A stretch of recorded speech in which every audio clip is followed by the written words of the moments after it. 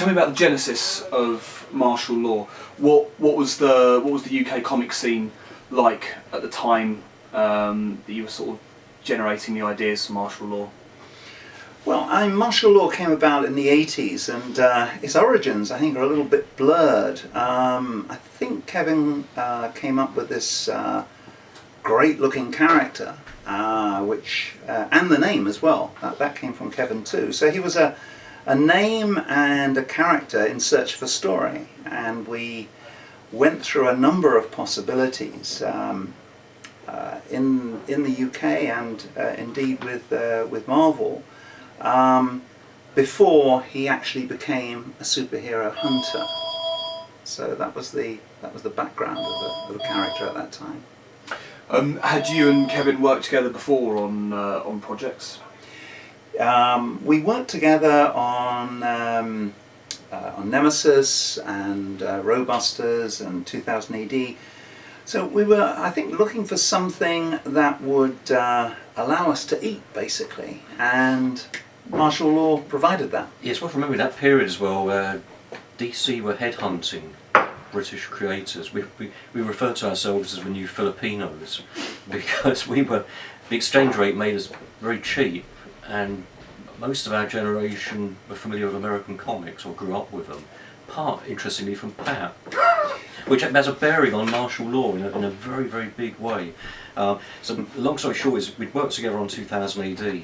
We'd done a book called Metalzoic for DC, a robot book, which came out in an odd format at exactly the same time as Dark Knight, and didn't do very well, even though it's kind of more respected today than it was back then. So we were looking for something that was going to be a hit. And so I had this sketch which I sent to Pat with a name, and the earliest incarnation of it was very much like Road Warrior, Mad Max, wasn't it? We had kind of wild cars. I mean, it was just mutants and kind of 2000 AD-ish, I suppose. In fact, I don't know if you recall this, that for a while I think we were in conversation with Oliver Frey, the computer magazine guy, those very early computer magazines which are very highly regarded today, and we were thinking of it running in there, of all places, as a kind of Road Warrior story, and there were pages drawn that reflected that. Which is why it became actually that's the interest. That's the origin of it becoming a full colour book, like a painted comic book as well, for the Oliver Frey version, which we never developed any further.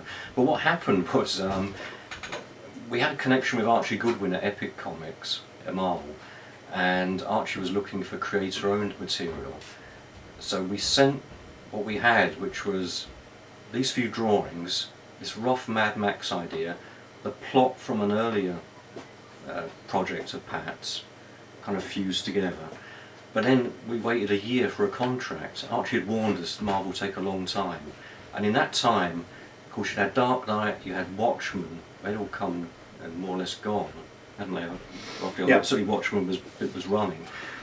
And Pat rang me and he said, why don't we make the guy a superhero hunter?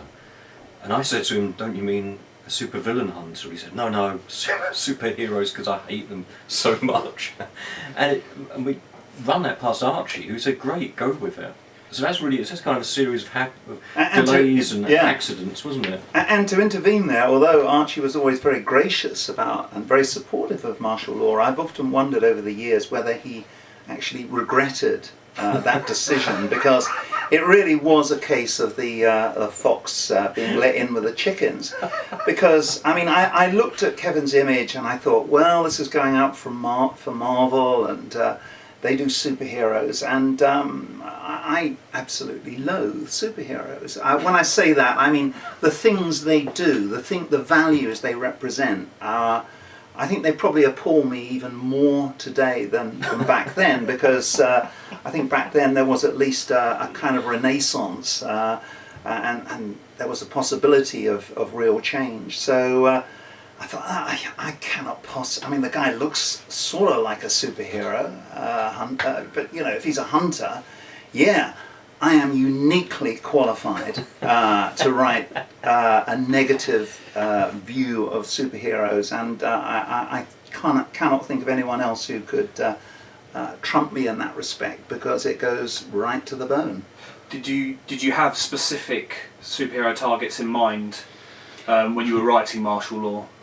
It appears that way, but actually not, because primarily that's to suggest, and it does have elements of satire, and you can look at particular villains in Martial Law and think that, you know, that it is a full-on satire, but it actually isn't. It's about what these guys represent. So they may wear the costume of a Superman type or a film noir Batman type, but it's really the values that they claim that they have as heroes, and so on a certain level it's actually incidental. So I could write a Martial Law tomorrow, and it wouldn't be a case of saying, oh well, you've done X-Men or you've done Batman or you've done Superman. It would be finding a story which had a certain flavour to it and then saying, well, it would be in the style of. So the character never really runs out of targets, because those heroic values and how they're incredibly corrupted today, it's an ongoing process. Do you both remember much about the reception of Martial Law at the time, both in the world of comics and mainstream media? Right, I do. Well, I remember reception over here in the comic stores was really positive. The reception among some American professionals was really negative, particularly a little bit later, Kingdom of the Blind, which was much more a Batman type story, was quite reviled, because I felt what happened was we found we were going extreme and no one was reining us in. It wasn't like 2000 AD where you go so far and they'd really come down heavy on you and say you can't do this, you've got to change this, blah blah blah. Archie Goodwin just let us roll, and it kept rolling, and as we were changing publishers the material grew stronger. It just got worse and worse. And there was no one until we eventually shocked ourselves. Well, I was going to ask, you say that the material was getting more and more extreme. Was that just shock value and trying to create a sort of adult audience, or were you making points about superhero comics? I would say it's just in our nature. I don't think there's anything sort of let's calculatedly shock our audience. It's just there's no one to rein us in, and what are we really obsessed with, so we just get darker and stronger, and all the better for that process. And it was I think perhaps some Americans, not all by any means, I think generally in America the book was well received, but there's a kind of British black comedy running through Martial Law, which if you don't read it seeing that, if you don't see any black comedy in it, then it's going to seem very mean-spirited. I mean, just totally mean-spirited. But most people get it. They get it that it is extreme. It has got something underneath it. It's got something to say. But as we went along, we found it became much more promiscuous, didn't we? Really, you know, it became much more. Well, okay, we found our feet, and there's no one telling us you can't do this, so we'll just take it right over the edge. Tell us about the new edition of Martial Law. How did it come about? And the minutes are wandering by. Well, it's been a long time coming. It was originally going to be published by Top Shelf for a number of years, and for all kinds of technical reasons that didn't happen. And Jim Lee showed an interest in it 2 or 3 years ago, I guess. And so DC didn't have anything like Martial Law, and would we be interested in them publishing it? So it seemed like a really good idea, and they do really nice editions. We did have a problem that all the old Martial Law stuff is on old film, printer's film, so all of that had to be digitally scanned section by section, and they've done an incredible job, their production department. Alison Gill and Scott Nybark and the editor, all the people involved with it have laboured over it for months and months and months. Fabulous, and really brilliant job. It looks better than it did the first time around, so we're really pleased with it, and it's got page numbers and all those little details which make a difference when you're referring to different parts of the book and so on, which is useful for us, and couldn't be happy with it. And and it's a big heavy thing. I've forgotten how much we'd actually done, how much we'd produced of martial law. It's a really beautiful collection, and and it's also great that DC want to publish it. That may not always have been the case. Perhaps we've gone back a few years, and it means they've got a kind of cool outlook on these things, because amongst our peers in times gone by, I mean, they had no sense of humour on things, and our Kingdom of the Blind story in particular, our colleagues found deeply offensive, which obviously only encouraged us. So they don't say that anymore, because they know we'll just make a point of savouring their dislike of law. Have you kept up much with the superhero landscape and books that have followed martial law? I don't. I make a point generally of not looking at other books, that are in the same sort of genre as law, because I like law to be quite pristine, and therefore the things that are in it have not been influenced by anyone else. I don't think that's perhaps always the case for other writers, like The Boys, which I believe has been very influenced by law. I've only read about 3 or 4 pages of it, and I certainly found a strong influence there. So for myself, I actually like everything to come very much from somewhere very dark within me. I don't want to sort of look at another writer's work and think, that's a good idea. That I don't feel comfortable with that myself. Is there still a need for martial law? Oh, well, yeah, probably more than ever, I suppose. I could.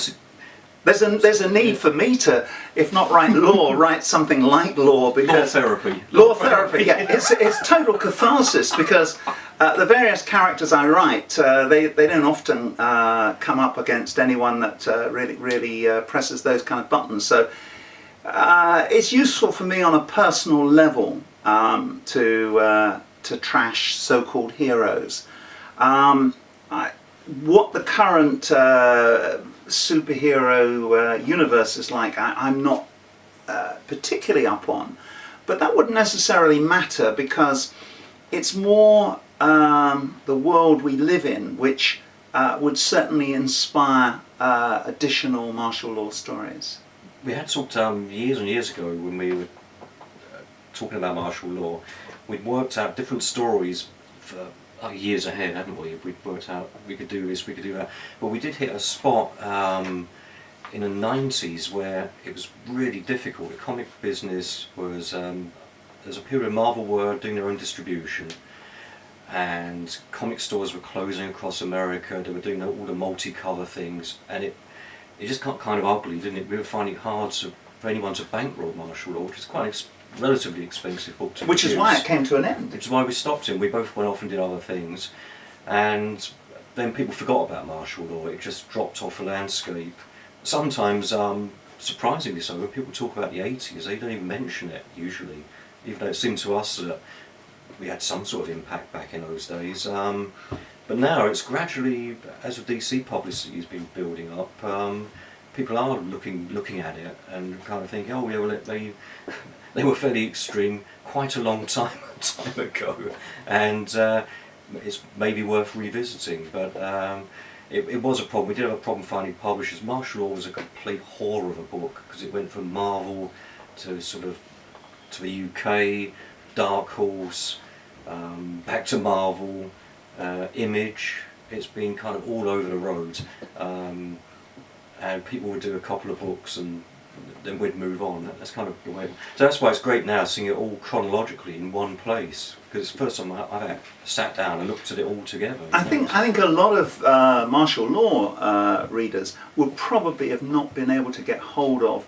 those later law books, which are the really strong stuff. And whether it was poor distribution or whatever, they never seemed to get out there. You know, they were written, they were drawn, they were published, but no one seems to have come across them. And so I think we're quite looking forward to the response to those, because they are extremely hard hitting, and yeah, I think they go well beyond the first story. Cool. What's the future hold for Marshal Law? Are we going to see any more Marshal Law comics? Are we going to see Marshal Law in any other media? We did, a few years back, we did a Marshal Law text novel.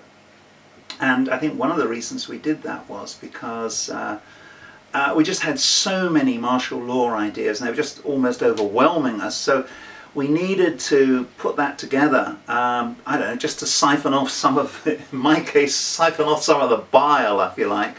And, you know, I mean, text novels, it's a tricky thing, really. I guess if this book does well for us... DC had the rights to a text novel. Yeah, yeah. He seems to us a very pulpy character who would work in text with a moderate amount of illustration, but it's a difficult one to do. It's always difficult when comic book characters move into text, because they're associated with comic books, and it's you know, so there's a bit of a jump when it goes to text. But I can assure people that it's very much the same, more of the same. It's pressing the same. It's the origin of the character we'd never done in strip form. The origins of Law is covered in this. Well, it's the text novel was called Origins, so you know, it covers all that kind of thing. And the other thing with a text novel, of course, is you just get through so much more material, and yet despite that, I mean, I think it's still about a couple of 100 pages or something, but it's you know, if we had done that as a graphic novel, it would probably have been about... Still be drawing it. Yeah, Kevin would still be drawing it, yeah. And we were developing that stuff when, off and on, ever since Marshal Law appeared, there's been people bubbling up from the movie industry. But in the early days, it was they wanted to do it, but they didn't want... but this is actually a recurring problem. They want to do it, but they don't want it to be as strong. So it's kind of no point doing it. Or they want to do it, but with no costumes, or no superheroes, or no superpowers. So you end up with a guy with just 2 guns who's a Punisher. You know, that's so. It's founded in the past, and the last time was McGee wanted to do it, and that kind of got along to a certain stage. Well, it went all the way up to the Warner Brothers. Yeah. Yeah, I mean, you were actually in the boardroom just before Watchmen came out. It was, and then they got cold feet, and it. I think people recognise it's got that you know, film potential, but I suppose like a lot of comic books, it's really, if it's going to really go places, it actually has to be put together by enthusiasts, and you know, someone in the business who actually understands law and the subtext and the incredible visuals and so on. It can't just be an opportunist, of which there are many in the film industry, and it can't be someone flaky, because we've reached a sufficient age where we can spot these flaky guys from a long way away, so they're wasting their time with us. So yeah, it's a bit of a gauntlet to go through, but there is, you know, there has always been a lot of interest in Law as a film. And luckily we own the rights now. It belongs to us, right? We do indeed. We seem to own the rights to just about everything on it, apart from the publishing side. So it's a new position for us, which we need to exploit. Good. Any more comics? Well, that's kind of time permitting. It's one of those never say never things, but again, whether having published it, whether DC would want, I'm sure DC would want to do more, but we both get kind of, we're both busy with our own separate projects, and Law takes up, it's an intense book to do. I mean, it's kind of bombastic and operatic. I could get back to it like that, because I've never laughed as much as when we were working on Marshal Law. But with the possible exception of Nemesis and Torquemada, where Kevin's Torquemada, I think, warped the minds of a generation.